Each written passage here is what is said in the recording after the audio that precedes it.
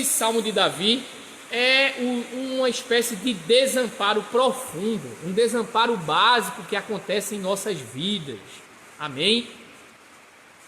A gente se sente, muitas vezes, desamparado por Deus, não é? Frente às adversidades, às crises que passamos, quem nunca perguntou onde está Deus diante das calamidades? É uma pergunta filosófica, uma pergunta profunda. Onde está Deus diante das calamidades? O mundo perguntou onde estava Deus naquela época do tsunami no Oriente, numa certa localidade, não me recordo a praia, mas teve um grande tsunami, né? E eu lembro que as mídias, as televisões, vez por outra, faziam essa pergunta, deixando no ar, querendo atrair a atenção dos telespectadores, perguntavam onde estava Deus na hora do tsunami, onde estava Deus na hora dos maiores terremotos, onde estava Deus na hora das atrocidades, onde estava Deus na hora que milhões de judeus foram assassinados na Segunda Guerra, nos campos de concentração. Onde estava Deus diante das calamidades? Talvez aquela mãe sofrida que nesse momento está passando por um luto terrível porque perdeu seu amado filhinho, talvez ela pergunte: onde estava Deus na hora da tragédia? É uma pergunta que com certeza já bateu nas portas do coração de todos nós, A verdade, igreja, é que conforme a nossa alma caída, a gente tem uma certa tendência de imputar a culpa de todas as coisas na pessoa de Deus. Isso é um reflexo da queda, isso é um reflexo do pecado que existe em nós. Lá no Éden, quando o homem cometeu o primeiro deslize dele, quando através da sua mulher, olha eu aqui, já falei através da sua mulher, olha como há um preconceito inconsciente em cada um de nós, mas vamos prosseguir. A serpente, vamos recapitular, a serpente é aquele animal perigoso, descrito no Éden, astucioso, suscitou no coração de Eva a dúvida, impeliu Eva a descumprir um preceito e uma ordem que Deus havia estabelecido. Eva, por sua vez, deixou-se levar pelas concupiscências, pela curiosidade mórbida, e foi lá ver o que é que ia dar. Ela pagou para ver. Ela tinha ouvido Deus dizer: não coma daquela árvore do fruto do conhecimento do bem e do mal, porque senão morrereis, morrendo morrereis. É melhor assim a tradução, uma melhor tradução. Se comeres da árvore do conhecimento do bem e do mal, morrendo morrereis. É assim que está no texto original, no hebraico. E Eva pagou para ver. Ela pensou: eu quero ver se eu vou morrer mesmo, mas eu vou experimentar essa maçã. A verdade é que dentro de nós existe essa propensão de pagar para ver, de satisfazer a vontade, para no final ver o que é que dá.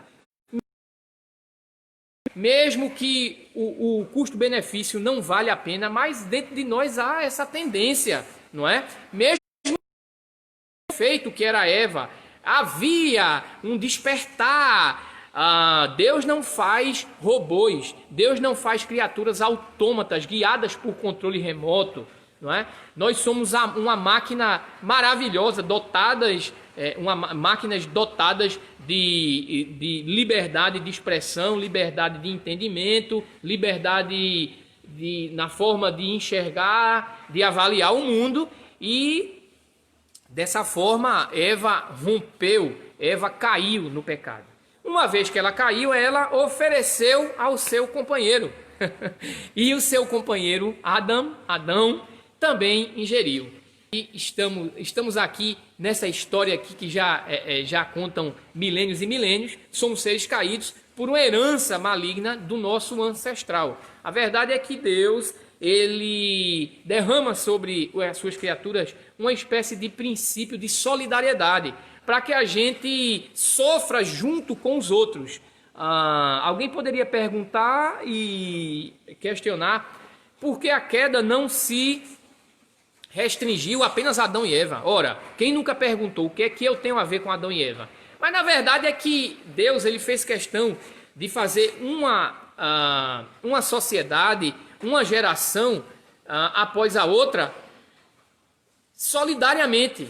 O que a geração passada fez, ecoa em nossa geração. O que você faz hoje ecoará nas gerações posteriores. O que você faz hoje ecoa e influencia diretamente na vida do seu filho. É a vontade de Deus, isso é um princípio indiscutível, que não dá para ficar brigando com Deus, porque nós hoje somos alcançados e atingidos pela queda de Adão. Mas, voltando ao contexto original, a verdade é que quando Deus chega para Adão e Eva, Deus pergunta por que eles tinham feito aquilo, por que eles comeram. E a resposta é uma resposta eivada de uma fuga, de uma transferência e de um cinismo muito grande. Ora, o homem já havia caído, já estava afastado, já tinha perdido aquela comunhão perfeita com Deus. Ele já havia pecado. E a resposta que Eva dá a Deus é o seguinte: a serpente me enganou. E a resposta que o homem dá a Deus é: a mulher que me deste me enganou. A gente pode perceber aí uma certa tendência de transferência de culpa. Nós, seres humanos caídos, nós temos essa tendência de não assumir as nossas responsabilidades e os nossos erros. A gente sempre tende a achar a figura de um bode expiatório. E foi interessante isso que eu falei agora, bode expiatório, mais para frente a gente clareia e elucida. Porque Jesus ele fez esse papel desse bode expiatório, né? O Cordeiro de Deus que tira o pecado do mundo. Na verdade é que precisava aparecer alguém em quem fossem convergidas todas as culpas da humanidade. E aconteceu isso com Jesus milênios após a queda, não é? O Cordeiro de Deus que tira o pecado do mundo, nosso Senhor, que se ofereceu por nossa vida, deu a sua própria vida para que a nossa vida seja salva. E de fato que há dentro de nós essa tendência de não aceitarmos as nossas responsabilidades, de transferirmos aos outros, queremos sempre alocar a culpa dos nossos erros nos outros e temos uma dificuldade muito grande em dizer assim: foi eu sou o responsável por isso. É uma dificuldade muito grande que nós temos, né? E eu acredito que é por conta dessa impressão que o pecado deixou, dessa dificuldade que nós temos de assumir os nossos compromissos e responsabilidades, que perguntas como essa surgem. Porque nós temos, conforme a queda, como já falamos aqui, a tendência de colocarmos a responsabilidade em outra pessoa. E nada melhor do que colocar a responsabilidade em Deus. Deus não está aqui para se defender, não é? Embora alguns digam, eu tenho medo de eu estar questionando a Deus e ele me castigar depois, mas não importa. A verdade é que é muito mais fácil colocar a conta nas costas de Deus.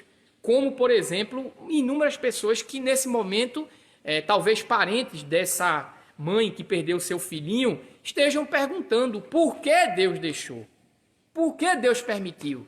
E isso evolui ainda para instâncias piores, que tem outros que dizem: Deus foi quem causou. Ainda há gente que diga que Deus foi quem causou, não é? Mas à luz da palavra de Deus, a gente vai compreendendo que nós fomos colocados nessa terra para gerirmos. Isso a gente encontra nos primeiros capítulos de Gênesis. Gerirmos a terra.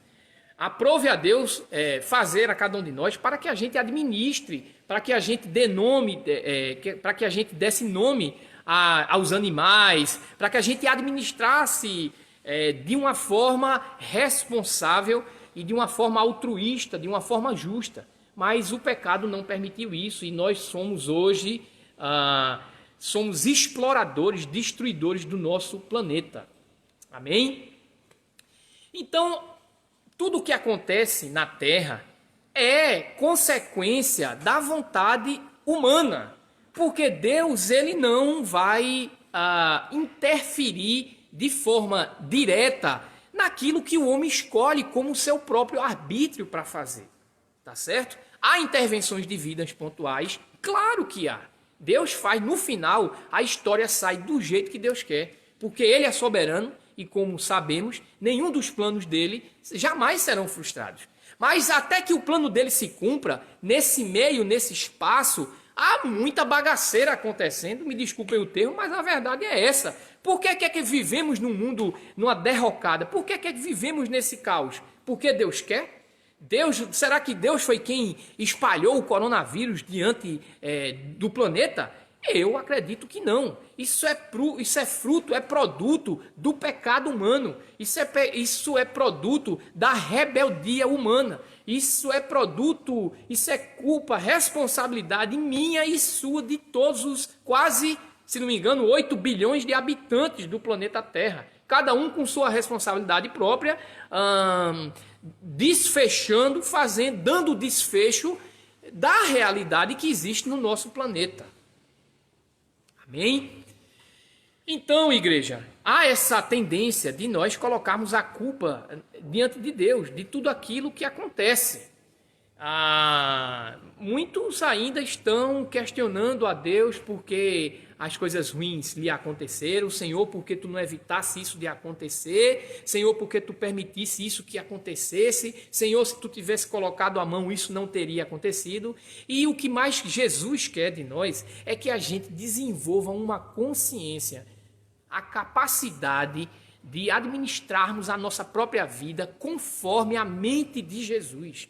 Quando a gente vai tomando consciência de que o que a gente faz hoje tem muita influência no dia de amanhã, a gente vai sendo mais cauteloso nas nossas ações, nas nossas tomadas de decisão, no que a gente escuta, no que a gente lê, no que a gente busca. Quando a gente vai trazendo essa consciência para nós, a gente vai buscando mais os conselhos de Deus, para que amanhã não seja um dia pior do que o dia de hoje.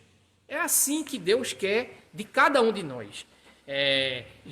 O Senhor diz para mim e para você, misericórdia quero e não sacrifícios. O povo de Deus tinha esse problema de pecar e depois reunir, convocar a Santa Assembleia para fazer jejum e para fazer sacrifício. E Deus já levantou vários profetas para dizer: eu não quero sacrifício, eu quero misericórdia. Em outras palavras, é melhor prevenir do que remediar. É melhor orar para não pecar. Guardei a palavra no meu coração para não pecar contra ti. Não é assim que o salmista diz? É isso que nós devemos fazer. Muitas pessoas pensam que a existência, o mundo é como um relógio e Deus é um relojoeiro. Existe essa linha teológica, se eu não me engano, o teísmo aberto. Ele fala sobre o planeta como um relógio e Deus é um relojoeiro. E alguns defendem que Deus deu corda no relógio e deixou para lá. Muitos ainda pensam assim. Deus fez tudo, não é? Eles não querem ser entendidos e vistos, interpretados como ateus, mas defendem essa linha também tão maléfica quanto o ateísmo. Entendendo que Deus jogou essa terra, nos jogou aqui, abandonou e deixou para lá e disse: é com vocês agora e se virem. Não é bem assim. Não é? Eu acredito que perguntas como essas dúvidas que surgem no coração das pessoas, porque Deus deixou, porque Deus ele é o culpado, é porque as pessoas pensam que Deus deixa tudo acontecendo e também não se preocupa. A verdade é que Deus dá a possibilidade de nós arbitrarmos sobre as nossas decisões, mas ao mesmo tempo ele também interfere, mas como falamos, né, finalizando, fechando o raciocínio, até que a vontade dele se cumpra no final, que vai se cumprir, o que é que ocorre? A responsabilidade humana está em xeque, a responsabilidade humana está em jogo, e tudo aquilo que a gente faz, que a gente diz, influencia no dia de amanhã.